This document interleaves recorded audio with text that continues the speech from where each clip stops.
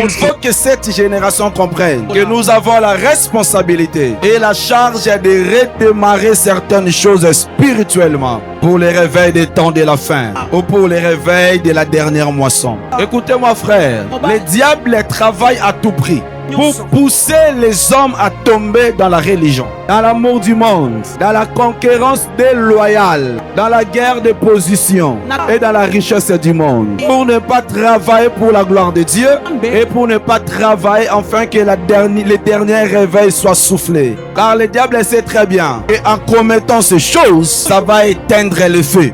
Lorsque les gens vont tomber dans la religion, lorsque l'amour du monde grandira, lorsque les gens vont s'attacher au siècle présent, lorsqu'il y aura la guerre de position, le feu s'éteindra dans l'église. Le diable veut amener plusieurs avec lui en enfer. Et Dieu veut amener aussi plusieurs avec lui au ciel. Le diable était choisi comme un canal de scandale, mais Dieu aussi te choisit comme un canal pour la bénédiction. Maintenant, c'est à toi de se positionner. Tu veux être le pion de l'ennemi pour scandaliser plusieurs, ou tu veux être le pion de Dieu pour la bénédiction et le salut de plusieurs. Dis à ton voisin, n'éteignez pas le feu. Je voulais dire ainsi, n'éteignons pas le feu, n'éteignons pas le Saint-Esprit à cause de notre manière de faire et de vivre. Nous éteignons le feu juste à cause de notre vie cachée. Ce que nous faisons en cachette, cela éteint le feu.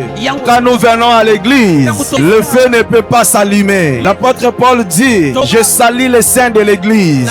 Il a encore ajouté, il est terrible dans l'assemblée des saints. Ce qui veut dire, si chacun de nous, c'est la maison, il vient avec un feu. Toi, tu viens avec ton feu. Quand on va se croiser en ce lieu, ça sera une assemblée de feu. On ne forcera pas le miracle en ce lieu. On ne forcera pas certaines choses en ce lieu. Parce que chacun vient avec un feu de la maison. La Bible parle dans Actes chapitre 4. Les apôtres se sont réunis quelque part. Ils ont commencé à prier. Et l'endroit où ils priaient, il y a eu un tremblement de terre. À cause du fait que chacun doit dégager. Mais pourquoi tu ne dégages pas le feu? Parce que ta vie est souillée. Parce que ta bouche est souillée. Parce que ta vie est dans le péché. Parce que ton cœur est mauvais. Parce que tu as des caractères des impies. Mais si chacun vit dans la crainte de Dieu, en ce lieu, il y aura un tremblement de terre. En ce lieu, il y aura des miracles extraordinaires.